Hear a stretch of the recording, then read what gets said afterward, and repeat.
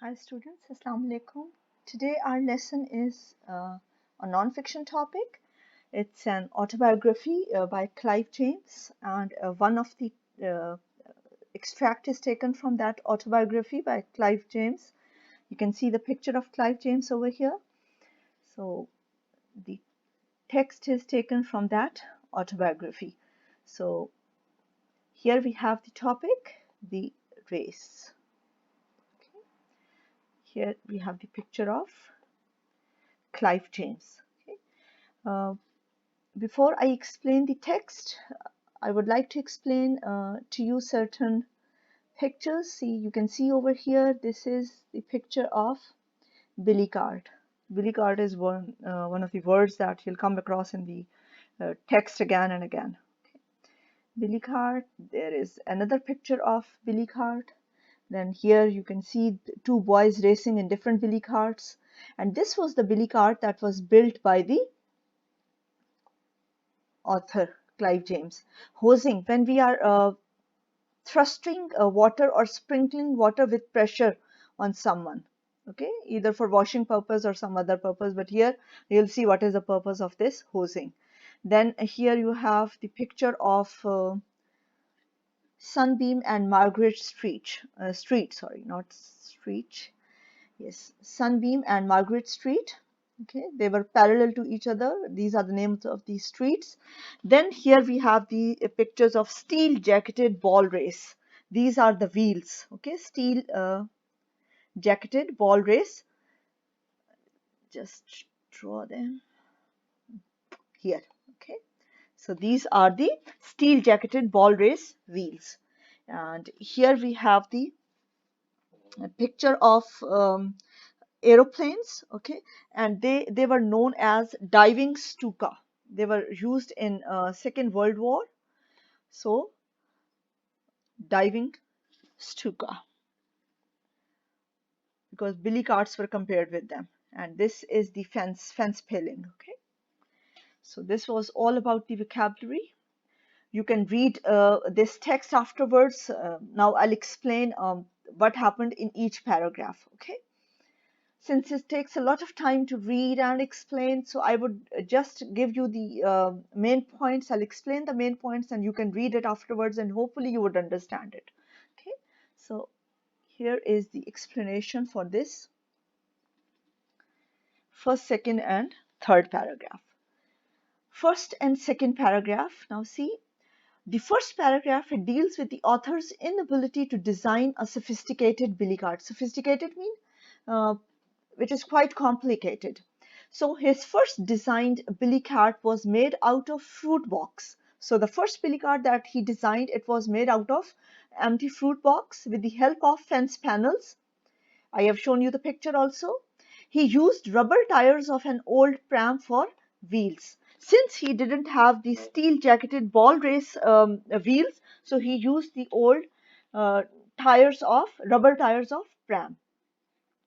Then he was not happy with those tires. Why? Because they were drearily silent. Drearily mean they were very boring. Okay, very boring. Why?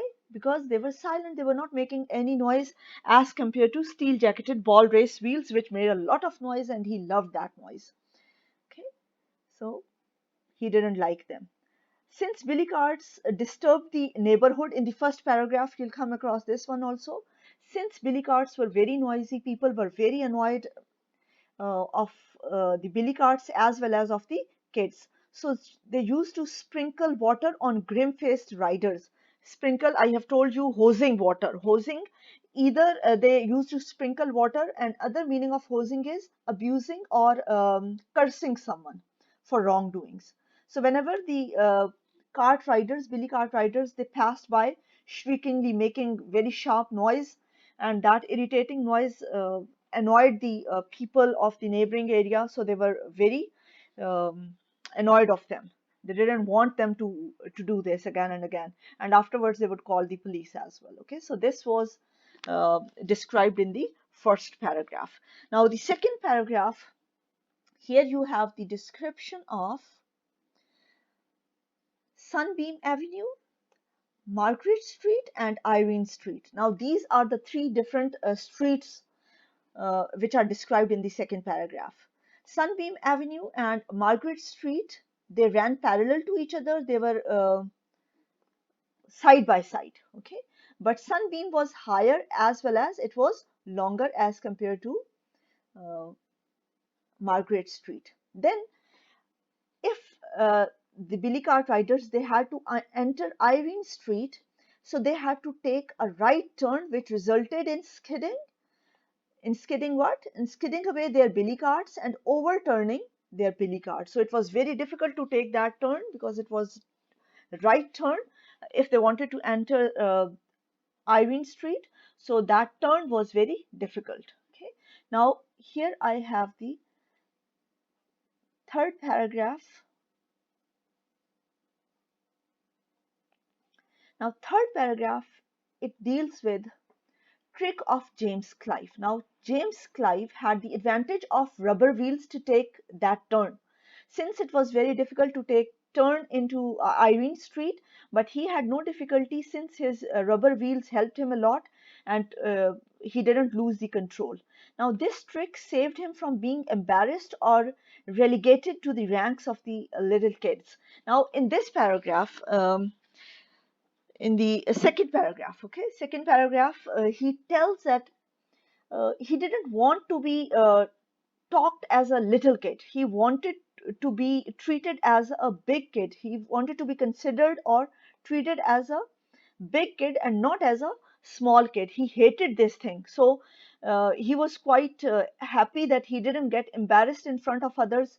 Otherwise, he would have been treated as a little kid because he considered himself as a big boy. So here he tells about himself that how he wanted to be called by others. He didn't want to consider himself as a small kid or little boy. Okay.